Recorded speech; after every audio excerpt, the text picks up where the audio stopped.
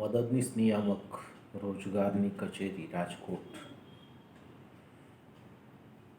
Lockdown અને unlock period દરમિયાન online યુવા વર્ગ માટે જરૂરી એવા મુદ્દાઓ પર અનેક વેબિનારનું આયોજન કરતા આવ્યા છીએ. આજે સ્પર્ધાત્મક પરીક્ષાઓમાં અંગ્રેજી વિષયની તૈયારી કેમ કરવી થોડો અઘરો વિષય છે. એનું કારણ છે કે આપણા રોજબરોજના વ્યવહારમાં અંગ્રેજીનો ઉપયોગ મર્યાદિત છે. તો સ્પર્ધાત્મક પરીક્ષાઓમાં અંગ્રેજી વિષયની તૈયારી કેમ કરવી તેની વિશદ સમજણ આપી શકે તેવા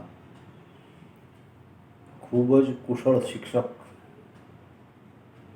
જે પોતે મદદનીશ શિક્ષક તરીકે મ્યુનિસિપલ કોર્પોરેશન હસ્તકની શાળામાં નોકરી કરે છે અને અંગ્રેજી વિષય સાથે અનુસ્નાતકનો અભ્યાસ કરેલો છે તેવા ડૉક્ટર ધર્મેશ દવે મારી સાથે છે.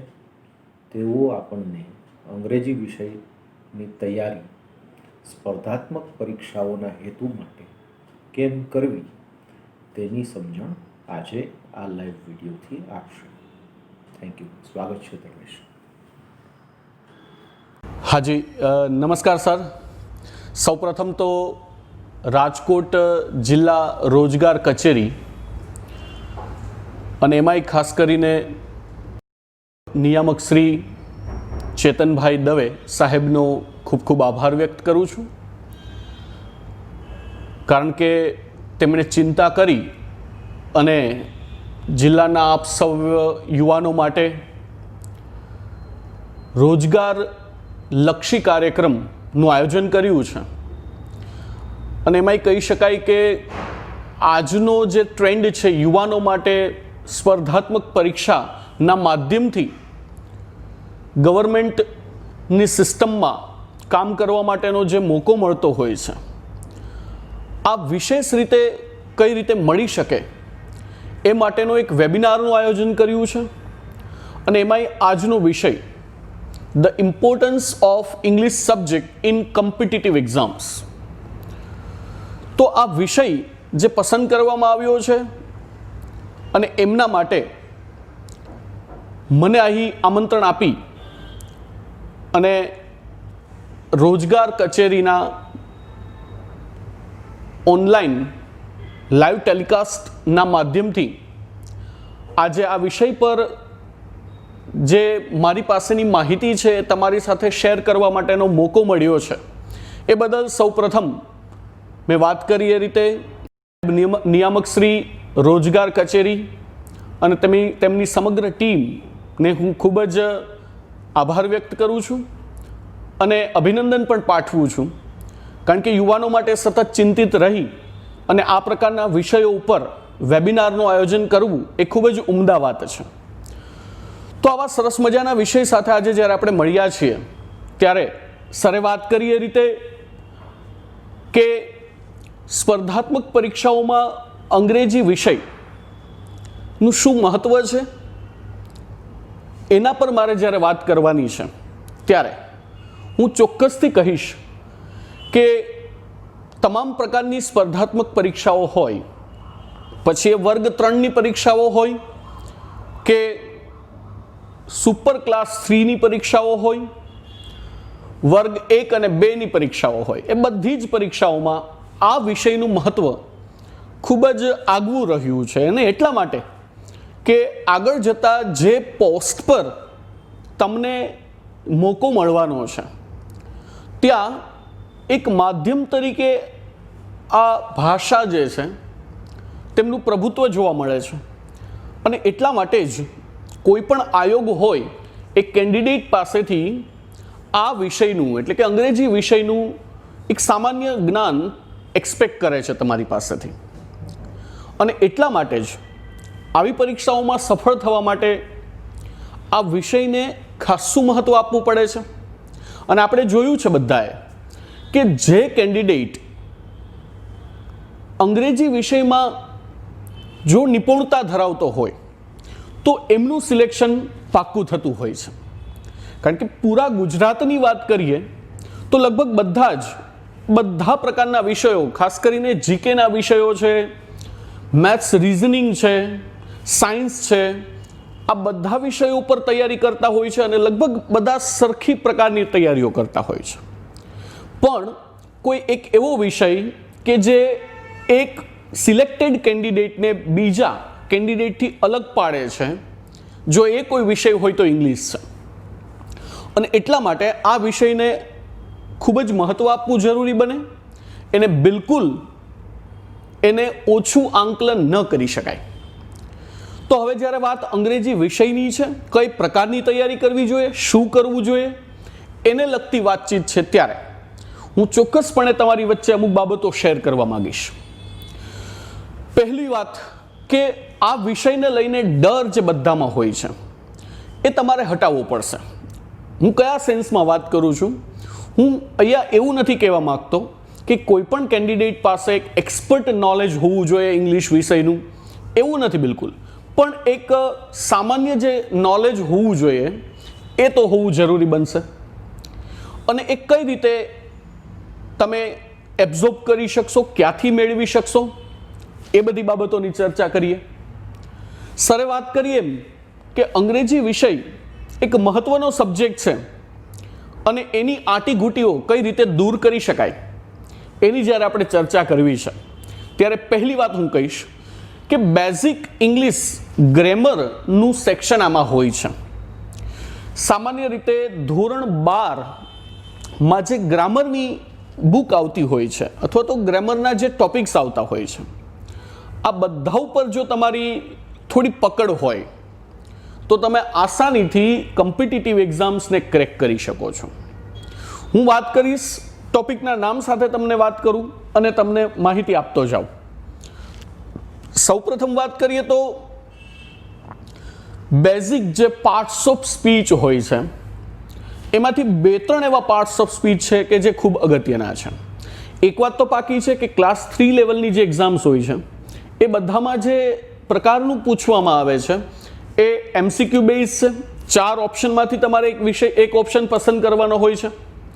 આ સંજોગોમાં જવાબ કઈ રીતે પહોંચવું, જવાબ સુધી કઈ રીતે પહોંચવું, આપણો આન્સર સાચો છે એની શ્યોરિટી આપણને કેમ મળે, તો એના માટે હું વાત કરું એમ કે પાર્ટ્સ ઓફ સ્પીચમાંથી ખાસ કરીને 2-3 ટોપિક છે એ તમારે જોઈ લેવા જરૂરી છે. જે કોઈ પણ લોકો આ વેબિનાર સાથે જોડાયેલા છે, હાલ જે કોઈ પણ સાંભળી રહ્યા છે, એ બધા જ કેન્ડિડેટ્સ, યુવાનો, એ બધા જ વિદ્યાર્થીઓને ખાસ સૂચન કરું છું કે જે કોઈ પણ હું નામ અહીંયાથી બોલવાનો છું એ ટોપિકના નામ તમારે લખી લેવા જોઈએ. ઓકે, ખાસ કરીને વાત કરું તો પાર્ટ્સ ઓફ સ્પીચમાંથી એક તો આર્ટિકલ છે જેનું ખાસું મહત્વ હોય છે. લગભગ 1 યા 2 માર્કમાં આર્ટિકલ પૂછાતું જ હોય છે અને બહુ નાનું એવું ટોપિક હોવા છતાં પણ ઘણા વિદ્યાર્થીઓ એમાં ભૂલ કરે છે. તો આ વિષયને લઈ, આ ટોપિકને લઈ અને તમારે થોડી એમાં ધ્યાન આપવાનું થાય છે. એટલે એક આર્ટિકલ થયું, બીજું પાર્ટ્સ ઓફ સ્પીચમાંથી જ એક છે પ્રપોઝિશન. એક પ્રશ્ન હોય જ તો આર્ટિકલ, પ્રપોઝિશન, આ 2 થયા. આ ઉપરાંત એમાં જે પાર્ટ્સ ઓફ સ્પીચમાં હું વાત કરું તો એડવર્બ, એડજેક્ટિવ, નાઉન, આ 3 એવા ટોપિક છે જેમાંનો કોઈ એક પ્રશ્ન તમારે હોય એવું ફરજિયાત બનતું હોય છે. ખાસ કરીને એ વોકેબ્યુલરીના ફોર્મેટમાં પણ પૂછી લેતા હોય છે. હવે પ્રશ્ન આવે, સાથોસાથ વોકેબ્યુલરી બોલ્યો છું ત્યારે ગ્રામરની સાથોસાથ વોકેબ્યુલરી કઈ રીતે ડેવલપ કરવું? તો હું માનું છું ત્યાં સુધી જો તમારે ધોરણ 10, 11 અને 12 આ 3 ધોરણના જે ટેક્સ્ટબુક હોય છે એના જે શબ્દો છે એને જો થોડું ધ્યાનપૂર્વક એકવાર વાંચવામાં આવે તો એ સોલ્વ થઈ જતા હોય છે. લગભગ વોકેબ્યુલરી આમાં બધી કવર થઈ જાય. પણ આવું કરવું હવે તમારા માટે કદાચ મુશ્કેલ પણ લાગે. આવા સંજોગોમાં માર્કેટમાં એવા ઘણા બધા બુક્સ અવેલેબલ છે કે જેમાં બંડલ ઓફ વોકેબ્યુલરીઝ હોય છે. ઘણા બધા શબ્દો એમાં આપેલા હોય છે. એમના ઓપોઝિટ કેવા હોઈ શકે, એટલે કે એન્ટોનિમ્સ કેવા હોઈ શકે, એના સિનોનિમ કેવા હોઈ શકે, બરાબર છે. પછી ઘણીવાર જેન્ડર ચેન્જ કરવાના પણ પ્રશ્નો હોય છે. તો ફેમિનાઇન અને મેસ્ક્યુલાઇન બનાવવાના પણ પ્રશ્નો હોય છે. તો આ વોકેબ્યુલરીનું જે સેક્શન છે એના માટેની એક ખાસ પ્રિપરેશન તમારી હું તમને એક હોમવર્ક આપી દઉં કે રોજ આજથી હવે પછીની કોઈ પણ નેક્સ્ટ એક્ઝામ 2021માં લેવાની છે એ બધી એક્ઝામને કેન્દ્રમાં રાખીને આપણે વાત કરીએ તો વોકેબ્યુલરી માટે એક જ વસ્તુ કરો તમે બધા, તો કે રોજે રોજ 5 એવા શબ્દો તમારી વોકેબ્યુલરીમાં એડ કરવાનું શરૂ કરો. માત્ર 5 મિનિટનું કામ છે. તો 5 મિનિટના આ કાર્યથી તમે કદાચ તમારી vocabulary at the end of the period, આ સમયગાળો જે કંઈ પણ છે એમના અંત સુધીમાં you would collect approximately 1000 words, 1000 શબ્દોનું કલેક્શન તમારી જોડે થઈ ગયું હોય, તમારા દિમાગમાં થયું હોય. તો આવા વોકેબ્યુલરી જે છે જેમના સિનોનિમ, એન્ટોનિમ વગેરે શબ્દોનું એક કલેક્શન તમારે બનાવવું જરૂરી છે. બરાબર છે. તો હું વાત કરી રહ્યો હતો મેન તો ગ્રામર સ્ટ્રીમની. આર્ટિકલ, પ્રેપોઝિશન, પછી નાઉન, ત્યારબાદ એડવર્બ, એડજેક્ટિવ્સ, આ બધા જે શબ્દો છે એ શબ્દો મેં કુલ 5 ટોપિક તમને કહ્યા. કુલ 10 પાર્ટ્સ ઓફ સ્પીચ છે એમાંથી આ 5 કહ્યા. અને એક એવું છે પ્રોનાઉન. પ્રોનાઉનના અલગ અલગ વિભક્તિ હોય તો એ પ્રોનાઉનની જે 4 વિભક્તિઓ છે એના ઉપર પણ તમારી નજર એકવાર હોવી જોઈએ. એક સબ્જેક્ટના ફોર્મેટમાં હોય એટલે સબ્જેક્ટ કેસ કહેવામાં આવે છે અને જેમ કે એને કર્તા વિભક્તિ કહીએ આપણે. બરાબર. એ રીતે ઓબ્જેક્ટ હોય, કર્મ વિભક્તિ હોય, સંબંધક વિભક્તિ જેને આપણે પોઝેસિવ અથવા તો રિલેટિવ પ્રોનાઉન કહીએ છીએ. અને ચોથું જે છે જેમાં સેલ્ફ લાગતો હોય છે જેમ કે આઈ, મી, માય અને માય સેલ્ફ. આ 4 હોય ને શબ્દો એ રીતે એ 4 વિભક્તિ છે. તો માયસેલ્ફ જેમ કે આવ્યું તો આ સેલ્ફવાળા બધા જે શબ્દો છે જેને રિફ્લેક્ટિવ અથવા તો રિફ્લેક્સિવ એવું નામ આપવામાં આવે છે. તો આ નામ તમને ઇંગ્લિશમાં જે છે નામ સબ્જેક્ટ, ઓબ્જેક્ટ, પોઝેસિવ અથવા તો રિલેટિવ અને ચોથું થયું રિફ્લેક્ટિવ અથવા તો રિફ્લેક્સિવ. તો પ્રોનાઉનના આ 4 વિભક્તિથી તમે વાકેફ હોવા જોઈએ કારણ કે પાસ્ટની ઘણી એક્ઝામ્સમાં આવા પણ પ્રશ્નો પૂછાયા છે. મને યાદ છે એક એક્ઝામમાં પૂછાયું હતું હરસેલ્ફ એ કયા પ્રકારનું પ્રોનાઉન છે. 4 ઓપ્શન આપ્યા હતા, એમાં એક રિફ્લેક્સિવ લખ્યું હતું. તો જો આ તમારા ધ્યાનમાં હોય તો તરત જ તમે સમય બગાડ્યા વગર સિલેક્ટ કરી શકો છો. અને બીજી મહત્વની વાત છે જો તમારું ઇંગ્લિશ માટે થોડું ઝુકાવ હોય, તમે થોડી તૈયારી કરી હોય તો આમાં સ્કોર કરવો ઇઝી છે. બીજા બધા સબ્જેક્ટને વાંચી, પ્રશ્ન વાંચી અને એનો આન્સર આપવાને બદલે તમે બહુ જ ફટાફટ ઇંગ્લિશમાં સ્કોર કરી શકો છો. પણ શરત એટલી છે કે થોડી એક મેનેજમેન્ટ હોવું જરૂરી છે જ્યારે તમે પ્રિપેરેશન કરો છો ત્યારે. તો સ્પર્ધાત્મક પરીક્ષામાં અંગ્રેજીનું મહત્વ છે એ તો આપણને બધાને ખબર છે અને એને બિલકુલ અવગણી ન શકાય. એને તમે અંડર એસ્ટિમેટ પણ નહીં કરી શકો કે ચલો આ ઓપ્શનમાં કાઢી નાખશું. હા, ઓપ્શનમાં જે લોકો કાઢવાના છે ઇંગ્લિશ એ લોકોનું સિલેક્શન નહીં થાય. અને એટલા માટે યાદ રાખીએ કે ફરજિયાતપણે આ સબ્જેક્ટ તમને પસંદ હોય ન હોય, સરે વાત કરી હતી એ રીતે કે આપણા રોજબરોજના વ્યવહારમાં આ ભાષા નથી અને એટલા માટે પસંદ આપણી ન હોય. પણ હવે જ્યારે ફરજિયાતપણું આપણી ઉપર લાગુ થયું છે, કમ્પલ્ઝન બની ગયું છે, ત્યારે આની તૈયારી કરવા સિવાયનો કોઈ ઓપ્શન આપણી પાસે બચ્યો નથી. અને એટલા માટે જ થોડું ધ્યાનપૂર્વક આની પ્રિપેરેશન કરીએ. હું તમને ટોપિકના નામ આપતો જાઉં છું, એ રીતે આપણે તૈયારીઓ તમારા લોકોએ આદરવાની છે. નેક્સ્ટ વાત કરું તો પાર્ટ્સ ઓફ સ્પીચ ને બધું પૂરું થાય છે. એમાંથી મેં તમને સિલેક્ટેડ ટોપિક કીધા છે, એના ઉપર વધારે કામ કરવાનું છે. અને ત્યારબાદ વાત શરૂ થાય ટેન્સીસની. હા, ટેન્સીસ જે છે 12 જે ટેન્સ છે એમાંથી 2-3 એવા છે કે જેના ઉપરના પ્રશ્નો હોય જ. એક તો પ્રેઝન્ટ પરફેક્ટ ટેન્સ છે, એક પ્રેઝન્ટ પરફેક્ટ કન્ટિન્યુઅસ ટેન્સ છે, એક પાસ્ટ કન્ટિન્યુઅસ ટેન્સ છે, એક સિમ્પલ પાસ્ટ ટેન્સ છે અને એક પાસ્ટ પરફેક્ટ ટેન્સ છે. આટલા ટેન્સ ઉપરની જો તમારી આ 5 નામ બોલ્યો, આ 5 ટેન્સ ઉપરની જો તમારી પકડ હોય તો હું માનું છું કે લગભગ 1 કે 2 ક્વેશ્ચન આમાંથી નીકળવાના છે. બધી એક્ઝામમાં હોય છે. તો આ 5 પ્રશ્નો ઉપર તમારે થોડું ધ્યાન આપવું જરૂરી છે. બરાબર છે. ત્યારબાદ એટલે ટેન્સની વાત કરી, ત્યારબાદ જે કોઈ પણ બધા ટેન્સ છે એમનું પેસિવ કરવાનું પણ તમારી પાસે આવડત હોવી જોઈએ. પેસિવ માટેનો બહુ જ સિમ્પલ ફંડા હોય છે. અત્યારે હું કોઈ ટીચિંગ નથી કરાવતો, પણ તેમ છતાં થોડી હિન્ટ આપી દઉં તમને કે કોઈ પણ સેન્ટેન્સનું પેસિવ કરવાનું હોય ત્યારે એક વાત ફરજિયાત છે કે વર્બનું થર્ડ ફોર્મ, જેને પાસ્ટ પાર્ટિસિપલ કહેવાય, એ આવવું ફરજિયાત હોય છે.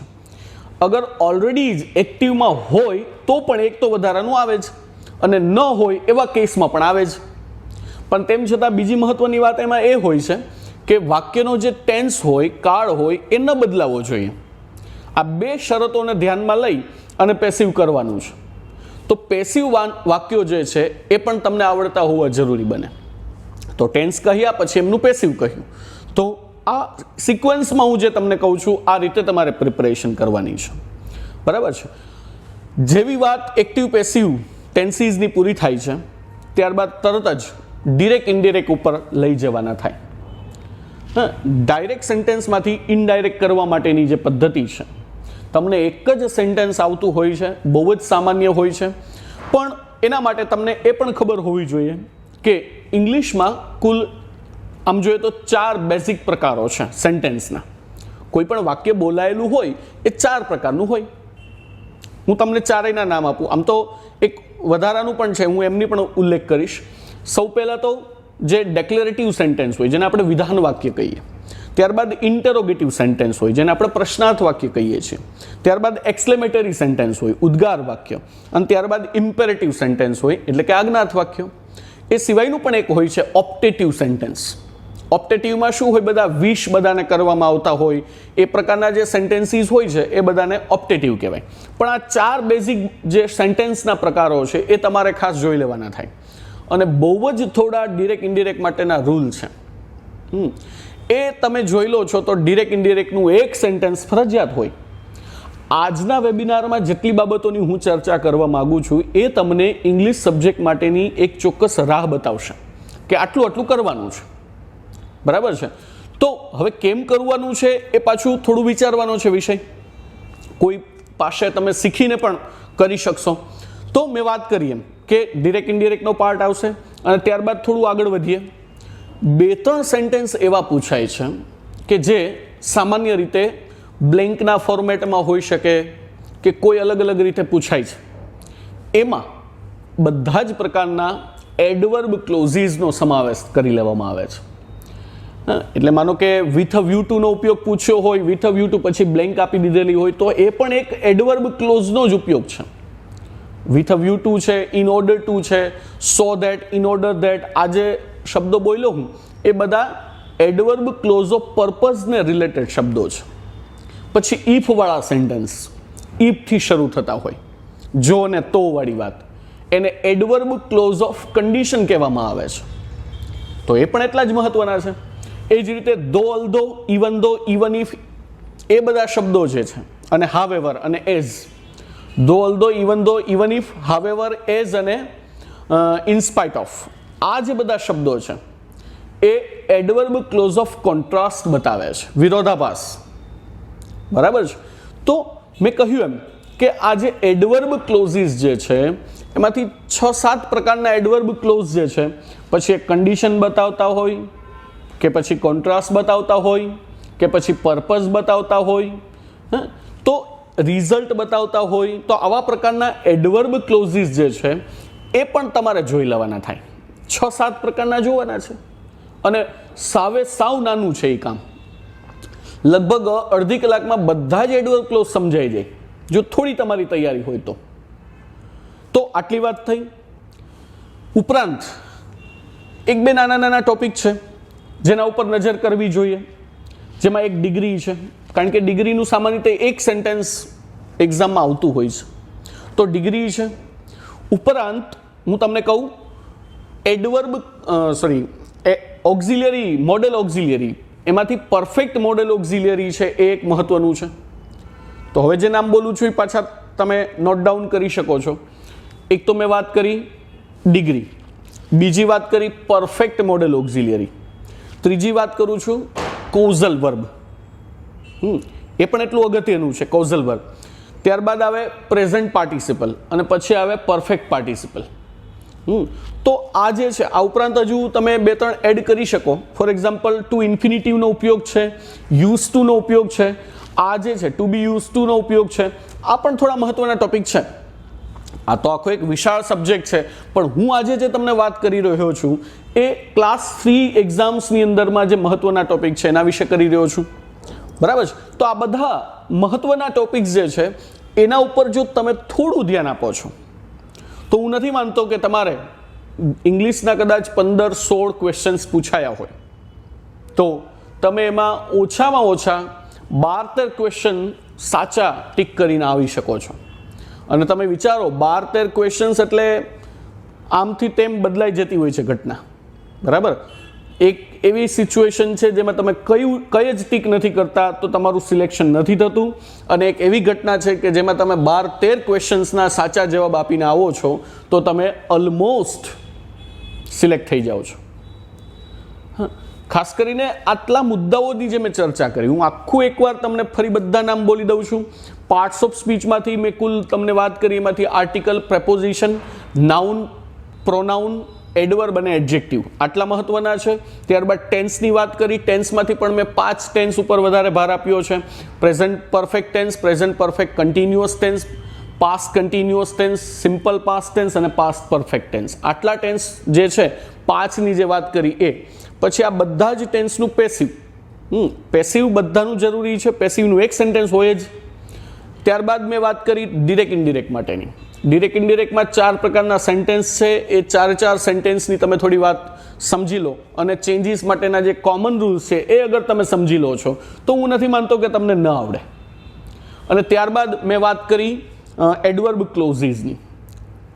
એડવર્બ ક્લોઝ જે 2-4 પ્રકારના છે, કુલ મળીને 6-7 પ્રકારના જે એડવર્બ ક્લોઝીસ જો તમે જોઈ લો છો તો એમાંથી 1 યા 2 સેન્ટેન્સ તો પૂછાય જ છે. અને ત્યાર પછી એડવર્બ ક્લોઝ પછી જે લેવાનું છે એ વસ્તુમાં મેં વાત કરી તમને એક તો ડિગ્રી, ત્યારબાદ perfect modal auxiliary, causal verb, present participle, perfect participle, to infinitive, use to be use to. આ બધા મહત્વના ટોપિક્સ છે કે જેના ઉપર તમારે કામ કરવાનું છે. ગ્રામરના આટલા ટોપિક્સ ઉપરાંત વોકેબ્યુલરી, આ 2 વસ્તુની અગર તમે પેરેલલ પ્રેક્ટિસ કરો છો. હવે ક્યાંથી પ્રેક્ટિસ કરવાની છે, શું કરવાનું છે? 12th સુધીનું ગ્રામરનું કોઈ પણ એક સારી બુક તમારી પાસે હોય તો એની પ્રેક્ટિસ કરવાથી આ બધાના જવાબ તમે લખી શકો છો. આ ઉપરાંત અગાઉના વર્ષોમાં પૂછાયેલા પ્રશ્નોનું સોલ્યુશન જો તમે કરો છો તો કયા પ્રકારના પ્રશ્નો પૂછાય છે એ તમને રેફરન્સ મળી રહેતો હોય છે. આ પ્રશ્નો પણ સોલ્વ કરવા જેથી કરીને તમારો એક કોન્ફિડન્સ બનશે કે ઓકે આ પ્રશ્ન મને આવડી શકે એમ છે, અને આવા જ પ્રશ્નો પૂછાવાના છે, એ પણ વાત પાકી છે.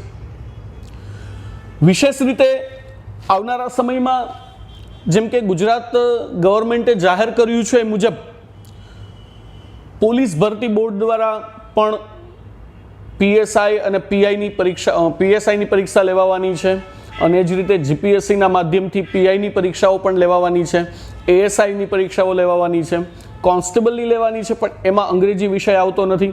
પણ પીએસઆઈ માટે તમે ખાસ તૈયારી કરી શકો. પીએસઆઈમાં સૌથી વધારે જે ઇંગ્લિશનું આખું એક પેપર હોય છે એ સોલ્વ કરવાનું હોય છે.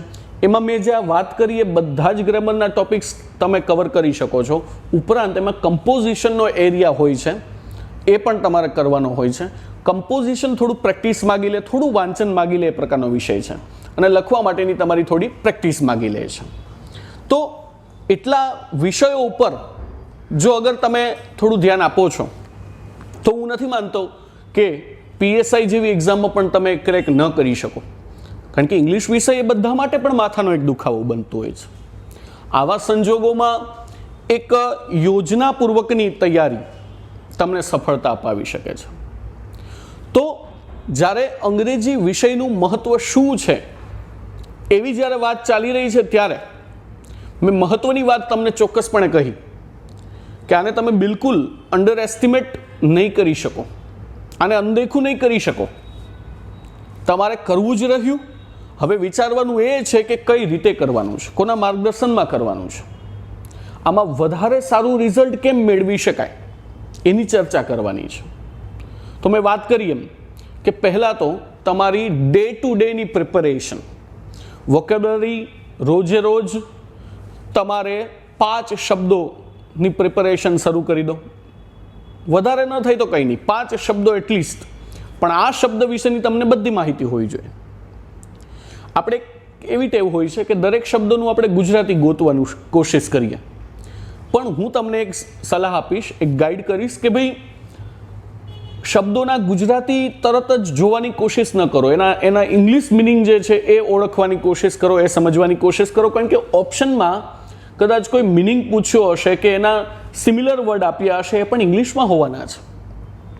અને એટલા માટે તમારો થોડો ઝુકાવ ઇંગ્લિશ શબ્દો ઉપર, ઇંગ્લિશ અર્થ ઉપર હોવો જરૂરી છે. બરાબર છે.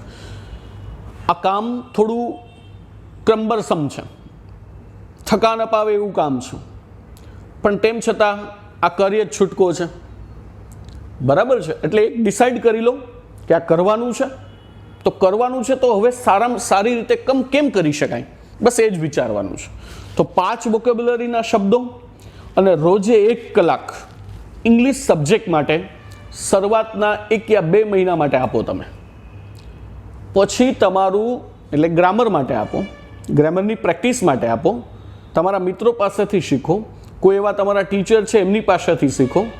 ક્યાંય ને ક્યાંય તમારી પાસે શીખવા માટેની એક જો તડપ હશે, એક તલપ હશે, એક તૃષ્ણા હશે, થ્રસ્ટ હશે, ઈચ્છા શક્તિ હશે અને મજબૂત તમારું મનોબળ હશે, તો હું માનું છું કે તમે શીખી શકશો. રસ્તાઓ મળી જશે. માત્ર તમારે એક નિર્ણય કરવાનો છે. એટલે આ નિર્ણયના પરિણામે તમે સફળતા પ્રાપ્ત કરશો એમાં કોઈ શંકા નથી. અને એટલા માટે રોજગાર કચેરી રાજકોટ દ્વારા આ જે કંઈ પણ વેબિનારનું આયોજન કરવામાં આવ્યું, અંગ્રેજી વિષયનું મહત્ત્વ, કારણ કે એમને ખબર છે કે આ વિષયના સંગાથ વગર, સાથ વગર લગભગ કોઈ જ સ્પર્ધાત્મક પરીક્ષાઓ ક્રેક ન કરી શકાય. હવે આ મહત્ત્વ જ એવું છે તો આનાથી ભાગ્યા વગર એને વળગી જઈએ આપણે અને કોઈ પણ સંજોગોમાં એને પૂર્ણ કરવા માટેની કોશિશ કરીએ.